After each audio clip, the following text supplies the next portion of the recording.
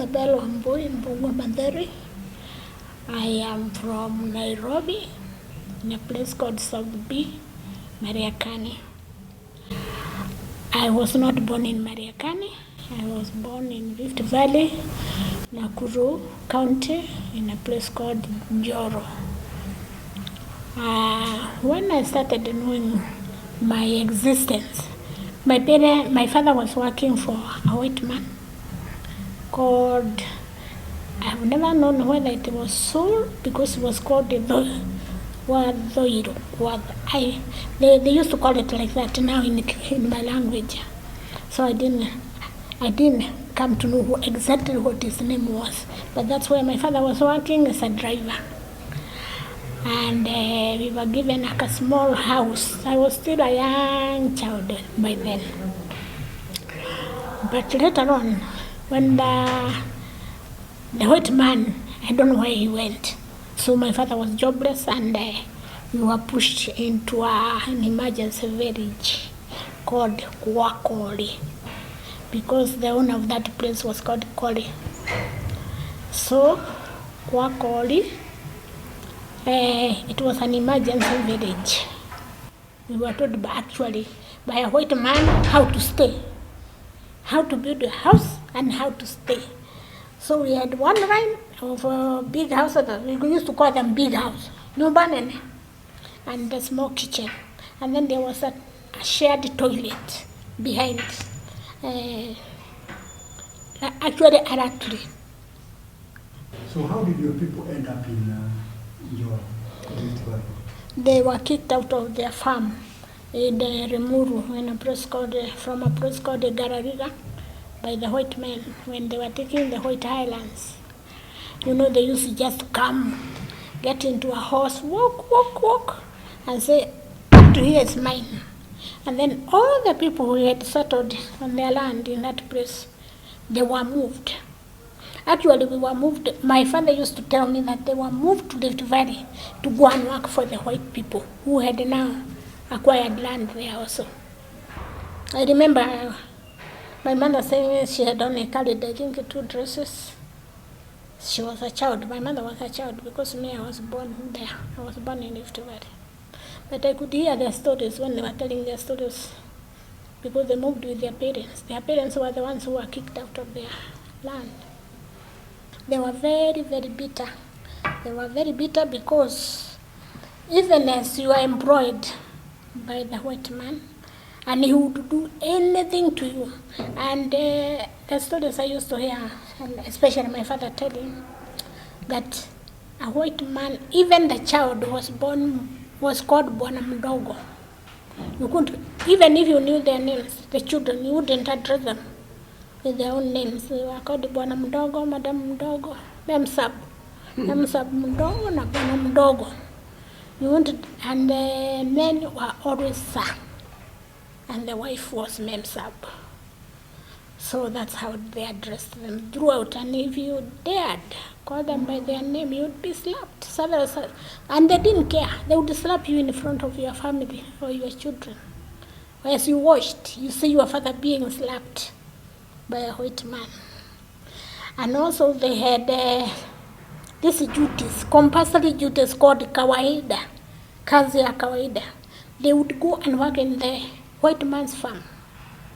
One day in a week, Thursday, every Thursday, the whole village would wake up and go to the white man's land to dig, to harvest, to do any duty that you are given there, from 6 to 6. Kawaida. For free. The white man got workers for free. He never paid anything to them. First of all, you hear my father was now employed, and he used to stay in a small house ya mzungu. And the family was not allowed to stay there. So we just stayed temporarily, while in the emergency village, the white men were building houses for the Africans. So once the house was completed, we were moved into the emergency village now. You had to be concentrated in one place so that you don't join the Mau Mau and you don't take the oath. That's what I used to hear. So Mama was in Njoro? Yes, Mama was in Njoro.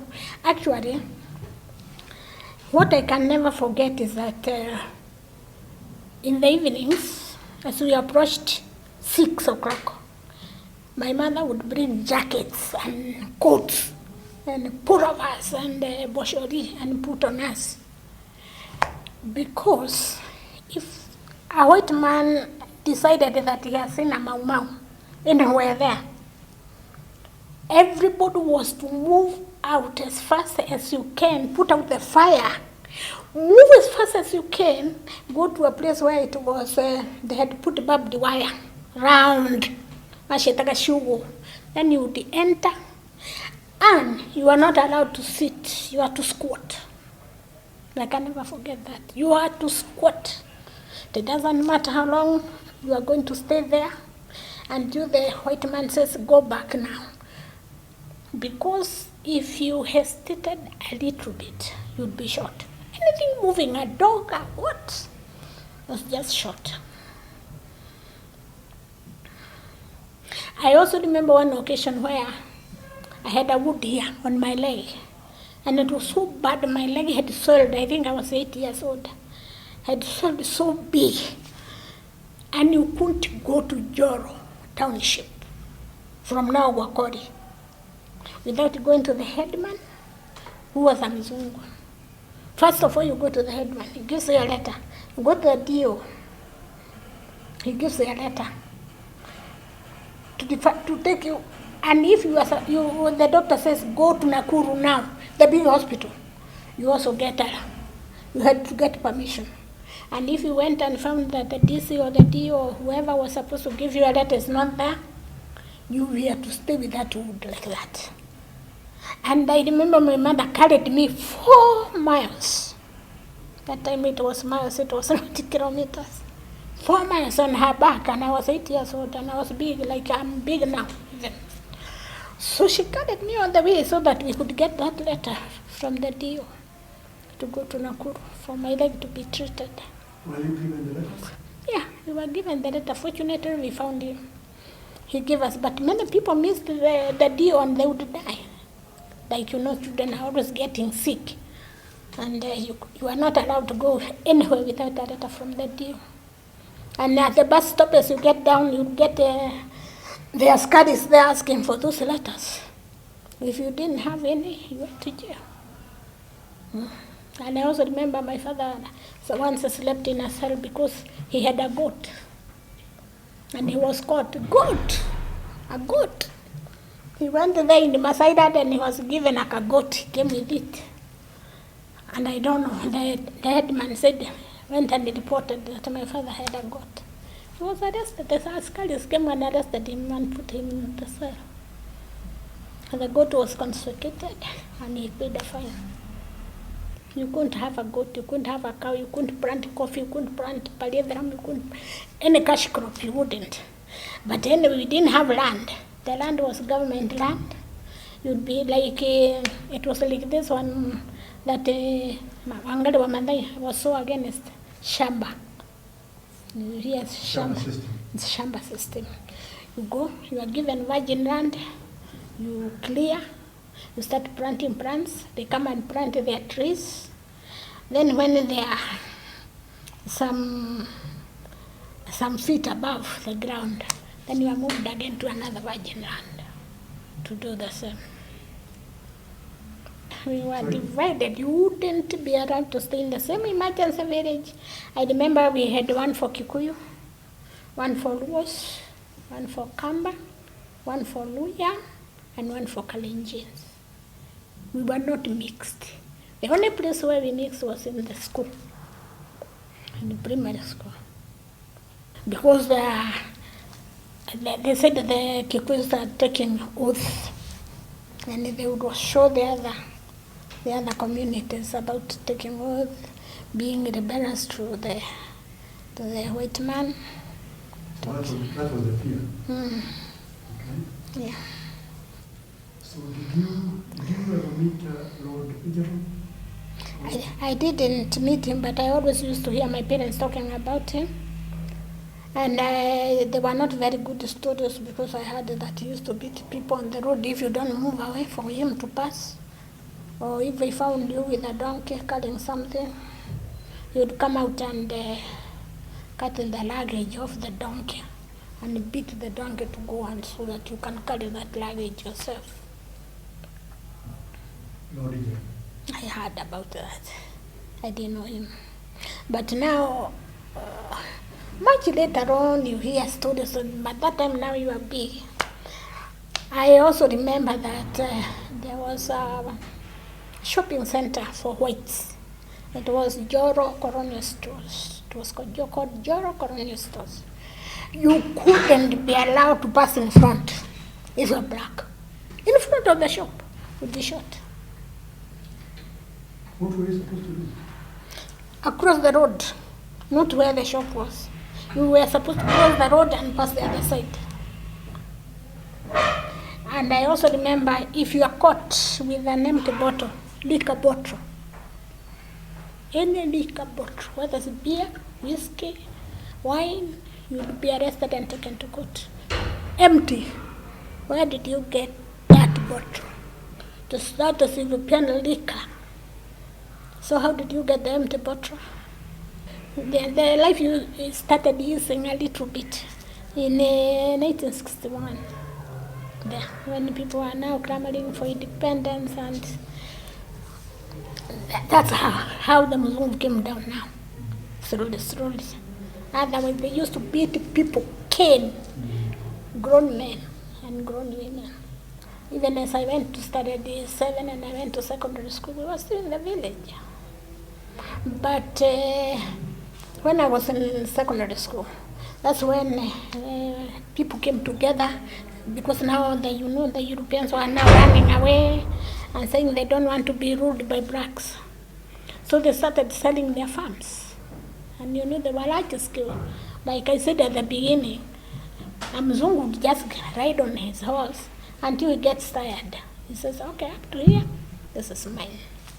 So that's when they started, my parents and other villagers, now they started collecting little money to buy the farms from the white people. White people never gave anybody any land. They sold. And even I could hear arguments with my parents asking, why are we buying anyway? We did not sell to them. They came, they took our things, they took our land, they took our livestock. And yet, as we are being asked now to buy again from them. But the argument was that now they had developed the land and they had machinery, because they had tractors, lorries, they had cows, goats, all those ones again. Now the Africans, those who are leading the cooperatives, they just sold them and put money in their pockets. So we were just as bad as the white people. Those who are leading, they would take, like I remember where my parents, but there were lorries, there were combine harvesters, tractors, harrows, because that money used to grow wheat. And there were a lot of cows. But when they bought when we came there now to settle down, when I was in secondary school, there were no cows, no goats, no machinery. They had already been sold by those who were leading the others to go and buy those farms. Jomo Kenyatta did not give anybody any land. Everybody who has land in Rift Valley bought. They came together. I remember my parents used to pay, I don't know whether it was 20 shillings or 15 per month to collect money now to buy that farm. They just came together as cooperatives and bought that land. It was difficult because now they were going to build new homes, start keeping livestock, digging in the farms, but at least they were happy now that you had your peace. Like where my parents went, the farm, each person got about 25 acres. And then they were happy. They were, at least they were happy to get away from the white man. misery, because it was complete misery. Do you know they never used to be paid salary? They were getting posho. This unga we eat, the white man used to call it posho. I don't know why it was called posho. But they would give you posho at the weekend and beans. That was the pay. Limuru up to now is a white man's land. Do you know that? That place is a white man's land up to now. Those white people, they are still there with big tea farms, many of them. And anyway, where now my parents, I could hear them saying that where they used to stay, it belongs to a chief or somebody. The chiefs took over and took other people's land, divided it among their families. So you couldn't go back there. Yeah, although you were not compensated, you were not paid anything for your loss. You left your cows, you left your goats, nobody paid you. You left food in the shamba. And you wouldn't see them because unless you were working in that compound, because the houses were fenced all over. There was only a gate. Unless you happened to pass by the gate and you saw the children inside playing through the gate. But you would never enter there.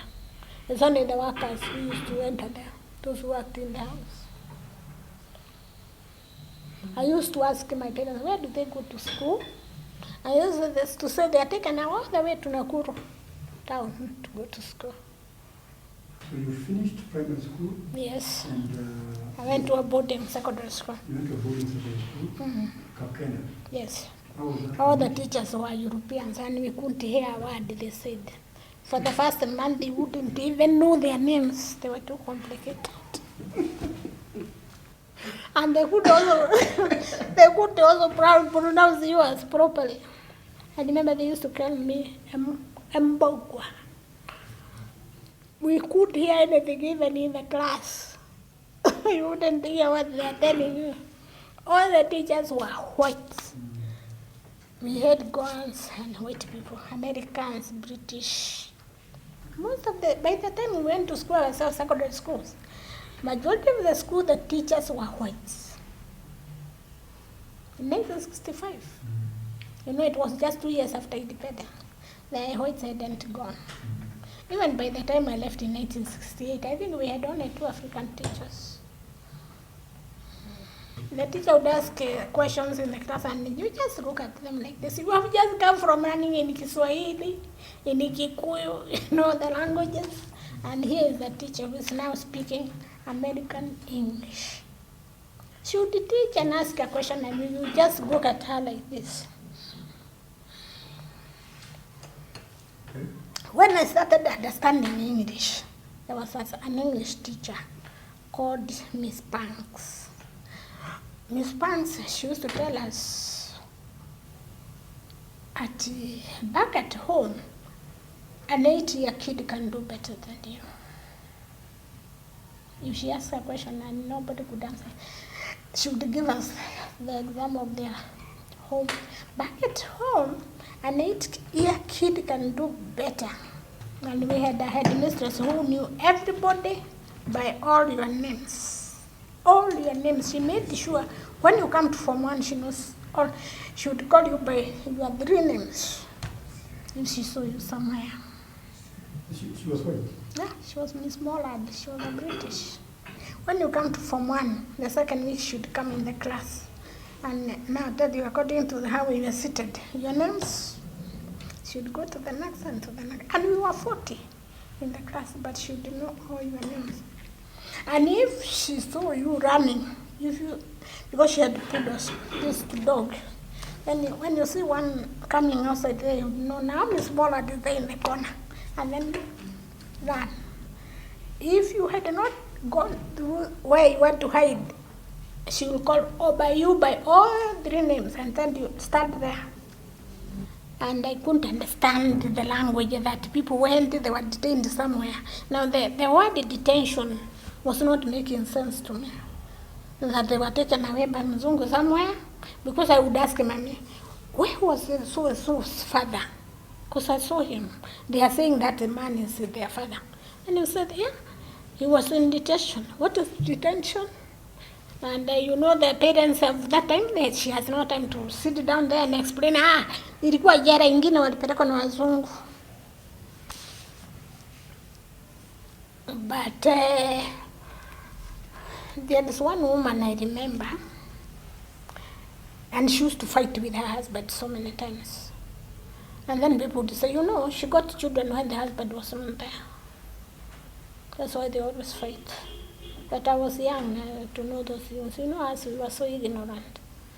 You were staying in one home, with one house, one big house with your father, mother, and your brothers. And you didn't know that you just saw a child, a baby coming, and you were told the baby has come from the hospital. And you believed the baby came from the hospital. The Peace Corps, when I was in secondary school is when the Peace Corps came. And we had two of them. They were very rough. They never used to dress nicely. They were dirty. They would grow their hairs long, even the men. And even in primary school, I can describe it as just being beaten all the time. If you missed, I remember, especially when I was in upper primary, if you did maths, and it was out of 100 marks, and you got 80, you'd be beaten 20 sticks for the ones you failed. Of course, the teachers were Africans. They were Africans. In the primary school, they were Africans. They would give us duties, go draw water, go to my house and sweep, go to the garden and dig. Most of the time. We were not in Guatanamo, we were several villages. There was Neswet, there was this Guacori, there was another one called Kemundo. So those are the ones who came together now and started savings little. I could hear my parents saying, I think they were paying 15 shillings every weekly. 15. So what was the name of the land buying company that your parents used to buy land? It was called Njoro Kikapu Cooperative Society. I don't know where they got the Kikapu name. I don't know where they got the Kikapu name. Okay. It is still called that even now. Yes, they call it Kikapu farm. Yeah. Okay. Yeah. But were people from other communities prevented from buying? They were not prevented from buying, but I didn't see many of them there. I didn't see actually any. I think maybe they had been told so much about the Kikuyu, they didn't trust them. That's what I think myself. About they take you, Kikuyu are killers, they take you old, they will kill you, they will do what, they are thieves. I know. That's kind of stereotype. There's some people even now, even our age mates who believe that Kikuyus are thieves, Kikuyus are this and that. Yeah, they still profile us, which is very bad, which is very wrong. Yeah. Actually, my father and my uncle, they were detained in Manyani. And my uncle died there. He didn't come back. His brother. So all those stories we hear about Manyani, even my father would tell us how they were beaten, how they were buried alive, how they were buried, many of them in one hole. So he came back? He came back. And he did not live long after that. He died. I think because of the effects of the beatings, the mistreatment, he just came, he became sick, and he died. He died early when I was young. But you are, as a child, you are traumatized because now you don't see your father, you ask many questions, and nobody's telling you the real thing, He went away, he will come one day. But you didn't know why he went away. And you just ask yourself questions. Why did my father go? Why did he leave us? Then you talk to other children in the primary school, they would say the same. My father was taken. Where? I don't know. Mzungu took them. In Rift Valley, we actually interacted so much in school only. But after school, everybody went to their village. We were divided according to villages. Wakamba, Waluo, Waluya, Wakikuyu, Wakalenjin, like that. In school only. We were distant. It is not like you would say, hapa ni kwa Wajaluo. They are far. Somewhere you needed to walk. There was no enmity. We didn't know why are we enemies. In the school we jump together, we play, you sit next to a Mkamba or to a Mjaluo or to whatever, to a Mkisi. What language are you speaking? Kiswahili. In the Valley, all children were taught in Kiswahili from nursery up to, but during our time there was no nursery. We just went to standard 1. We had fear of Mzungu. That even when the Mzungu came to inspect school, and you saw a white face, everybody was just trembling. You know, you have seen that Mzungu beating your father or your mother. So when you saw Mzungu, you only thought about being beaten. Yeah. And I think also the teachers, they were so afraid of the Mzungu, they wouldn't talk about them. Unless when that Mzungu inspector goes, that's when he tells you he came to inspect the school. But when he's there, you can see even your teachers afraid of him. But only I would hear them saying the word mau mau. Frequently. Kikuyus are mau maus, Kikuyus are mau maus. And I didn't even know also what mau mau is. In the primary school we were all ignorant. Nobody told us what we had is, what mau mau is, and you wouldn't even mention the word mau mau. If you asked your mother, what is mau mau? You wouldn't dare ask her. Because even if Mzungu was passing and he had a mau mau, he would enter and he would show you where mau mau is. So, the home guards or the administrators were there now, the headmen. If he had you mentioning the word mau mau, even if he was passing in front of your house, he would enter. Where are they? Where are those mau maus we were talking about? After finishing high school, I did not stay at home at all. I just went to college straight. That time it was so easy and smooth. Because when you're in school, once you fill the career form and you say, I want to go to secretarial college, the letter comes to you in school. You are admitted to secretarial college. And then when you go home for that holiday now with the December, in January you get a letter saying you have been admitted to Kenya Government Secretarial College, or you report on this date, you will find a vehicle when you reach Nakuru, get into RVP or railway, you know. They give you directions. Yeah, they give you directions. And they said, if you come with a train, just stay there. The school van the college van will pick you at this time. Very ordinary things at that time. It was in fact, me, I'm always surprised because I was a civil servant for 21 years. I was not bribed even one day. So when I go to the offices this and you ask to produce money, you are so shocked. You say, what? Yeah, because you worked for the government yourself for 21 years. You didn't eat even a shilling. Somebody cannot accuse you, I gave you money. And I helped so many people go to teacher training college, go to where. But I never ate even a shilling. So me these days, I hear corruption, civil servants are corrupt, they're asking for thousands. Like now we are reading that if you want a passport, you have to give how many thousands. You say, what?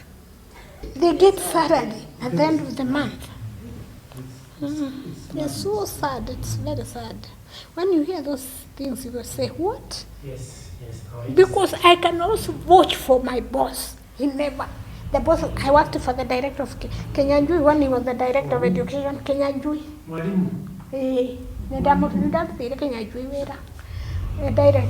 Director of education. Yeah, I worked for Mr. Jaga. Yes. For many years, I think for about 12.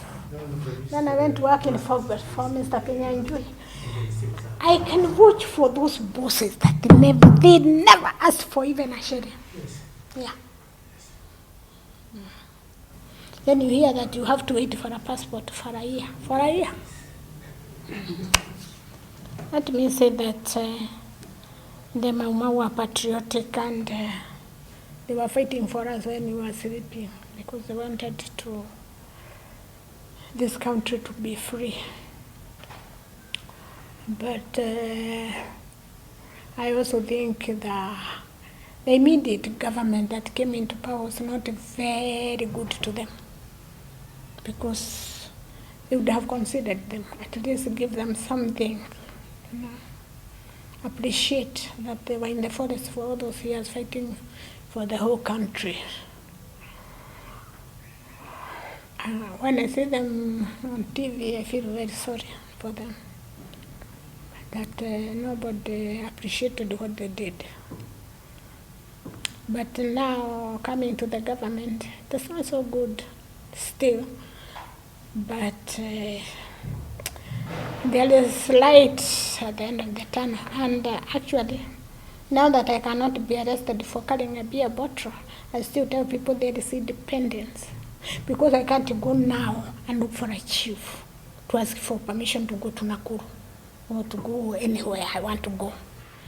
And that time, I could not go from a township to Nakuru headquarters without a letter from the Mzungu. And I don't have to salute a Mzungu, I don't have to call them sir, I don't have to call them memsab kidogo. No matter how bad things are, we're independent. That one is for sure. And there is still light at the end of the tunnel, because as these guys grow, and our sisters and our children, they will improve things. Because we are more knowledgeable now than all this I'm talking about. Some years ago, I couldn't have even opened my mouth in front of these people. So we are learning. Every day is a learning day. Every day is an improvement day. You can say now we can go to court, take the government to court, and say we don't want, Kenyans don't want houses. We would have done that some years back. And there are some countries in Africa you can't do that. You can't take the government to court. Before you get to court, you'll be arrested. But as we are doing that, we can go to court, we can criticize the government, we can call the president names. We would have done that some years ago. Let us, no matter how bad things are, let us hope. And let us have civic education. You people, fight. You fight for civic education. As long as our people are knowledgeable, things are going to get better. As long as they don't know what the Constitution is saying, they will just say the president said. But once they know what the Constitution is saying, what is right, what is wrong, then things will get better.